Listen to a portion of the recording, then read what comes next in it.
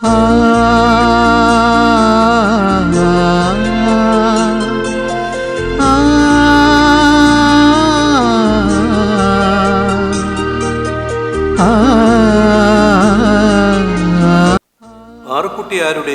ഉണ്ണിയേട്ടൻ്റെ, ഉണ്ണിയേട്ടനാരുടെ പാറുക്കുട്ടിയുടെ ചെറുകഥ.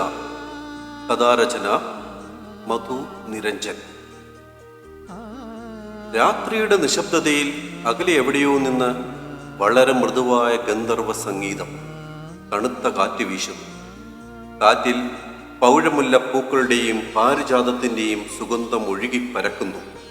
നല്ല നിലാവുള്ള ആ രാത്രിയിൽ അവർ രണ്ടുപേരും ആ വലിയ കുളക്കടവിലെ പടവുകളിൽ കൈകോർത്ത് പിടിച്ചിരുന്നു. അവൾ അവൻ്റെ തോളിലേക്ക് ശിരസ് താഴ്ത്തി വച്ചിരുന്നു. അവർ ഉണ്ണിയും അവൻ്റെ പാറുവും. കയ്യിലിരുന്ന വെള്ളാരം കല്ലുകൾ അവൾ കുളത്തിലേക്ക് എറിഞ്ഞുകൊണ്ടിരുന്നു. അമ്പിളിമാമിൻ്റെ നിഴലുകൾ വെള്ളത്തിൽ സ്വർണ്ണവർണ്ണം ചാർത്തി. കുളത്തിലെ കുഞ്ഞോളങ്ങൾ വെള്ളിവളയം ചാർത്തി കരയെ ചുംബിച്ചുകൊണ്ടേയിരുന്നു. ഇളങ്കാറ്റിൽ അവളുടെ മുടിയിഴകൾ പാറിപ്പറന്നുകൊണ്ടേയിരുന്നു. ഉണ്ണിയേട്ടൻ അറിയുമോ, ഈ കുളത്തിൽ നിധിയുണ്ട്, ഒരു വലിയ നിധി.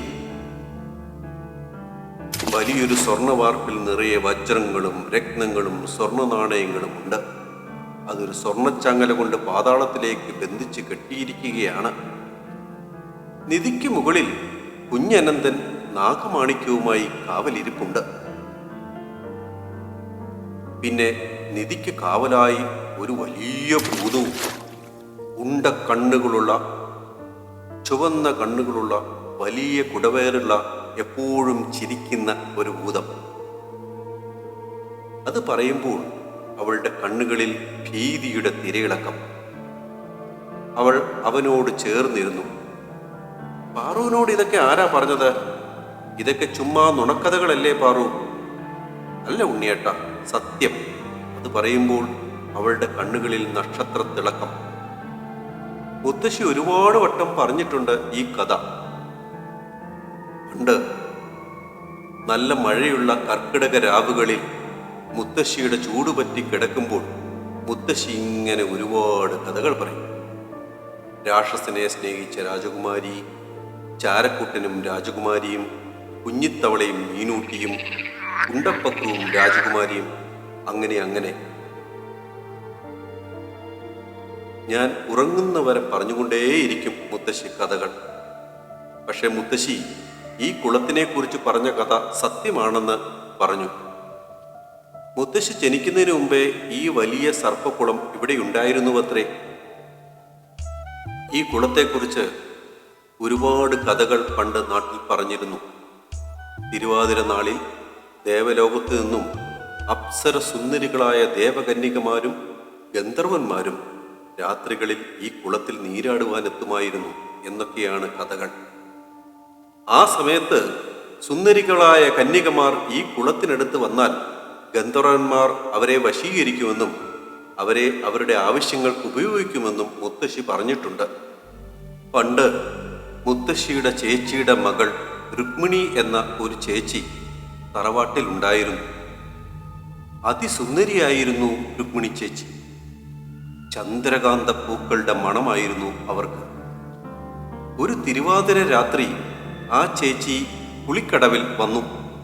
അവരെ ഗന്ധർവൻ വശീകരിച്ച് കുളത്തിലേക്ക് കൊണ്ടുപോയി. പിന്നെ അവരെ ആരും കണ്ടിട്ടില്ല. അതിനുശേഷം ചില രാത്രികളിൽ അന്നൊക്കെ ചേച്ചി കുളിക്കടവിൽ ഇരുന്ന് പാട്ടുപാടാറുണ്ടായിരുന്നത് ചിലർ കണ്ടിട്ടുണ്ട്. പിന്നെ മുത്തശ്ശി കണ്ടിട്ടുണ്ട് ആ നിധി. ചില വിശിഷ്ട ദിവസങ്ങളിലെ നാഗപഞ്ചമി നാളിൽ പൂർണ്ണ നിലാവിൽ കുളിച്ചു നിൽക്കുന്ന രാത്രിയിൽ സ്വർണ്ണ വാർപ്പ് കുളത്തിൻ്റെ നടുക്ക് മുകളിലേക്ക് ഉയർന്നു വരും. അപ്പോൾ കിഴക്കേ ചരിവിൽ ശുക്രനക്ഷത്ര കൂട്ടമുണ്ടായിരിക്കും. ആ സമയത്ത് സ്വർണ്ണവാർപ്പ് ഒരു മിന്നായം പോലെ കാണാൻ പറ്റും. പെട്ടെന്ന് തന്നെ അത് കുളത്തിൻ്റെ അഗാധതയിലേക്ക് താഴ്ന്നു പോകും. മുത്തശ്ശി അത് 2 പ്രാവശ്യം കണ്ടിട്ടുണ്ടെന്ന് പറഞ്ഞു. മുത്തച്ഛൻ മരിച്ചതിന് ശേഷം പിന്നീട് ഒരിക്കലും കണ്ടിട്ടില്ലത്രേ.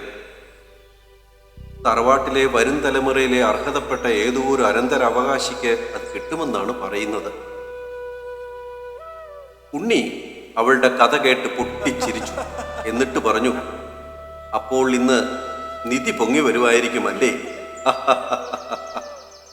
മുത്തശ്ശി പറഞ്ഞ ആ അനന്തരാവകാശി ചിലപ്പോൾ മുത്തശ്ശിയുടെ അരിമ കൊച്ചുമകൾ ആകാം, പാറുക്കുട്ടിയാകാം.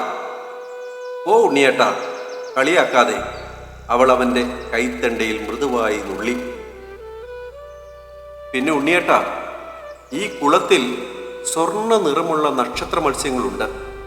ആകാശത്ത് നിറയെ നക്ഷത്രങ്ങളുള്ള രാത്രിയിൽ മാത്രം അവർ കുളത്തിൻ്റെ മുകൾ തട്ടിലേക്ക് വരും.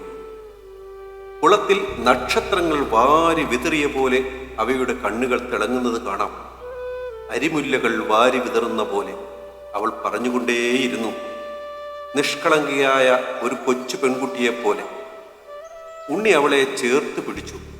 അവളുടെ മുടിയിഴകൾ അവൻ്റെ മുഖത്തേക്ക് കാറ്റിൽ പറന്നു വീണുകൊണ്ടേയിരുന്നു. നല്ല പച്ചക്കർപ്പൂരമിട്ടു കാച്ചിയ എണ്ണയുടെയും ലക്ഷ്മി തുളസിയുടെയും കൃത്യമായ സുഗന്ധം അവളുടെ മുടിയിഴകളിൽ. ഉണ്ണി അവളുടെ മുഖത്തേക്ക് നോക്കി. വല്ലാത്തൊരു ഉന്മാദഭാവം. ചുംബിക്കാൻ കൊതിക്കുന്ന വിറയ്ക്കുന്ന ചുണ്ടുകൾ. ആകാശത്തെ നിലാവ് പോലെ മറ്റൊരു നിലാവ് ഭൂമിയിൽ. അവൻ കുസൃതിയോടെ അവളോട് ചോദിച്ചു, പാറു, ഞാനൊരു കാര്യം ചോദിക്കട്ടെ?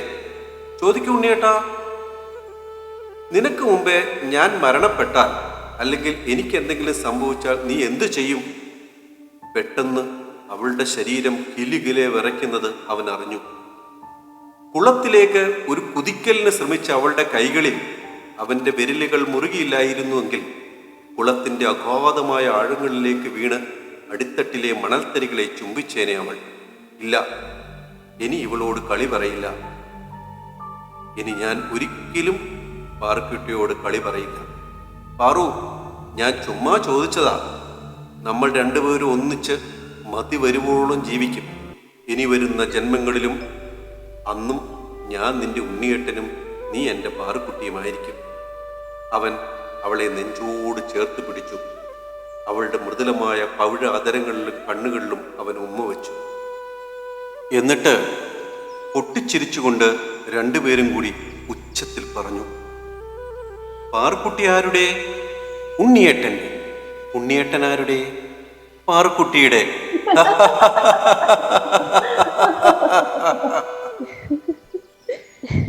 കഥാരചന മധു നിരഞ്ജൻ. കഥ എല്ലാവർക്കും ഇഷ്ടപ്പെട്ട് കാണുമെന്ന് വിചാരിക്കുന്നു. കഥ കേട്ട എല്ലാവർക്കും നന്ദി, നമസ്കാരം. Thank you.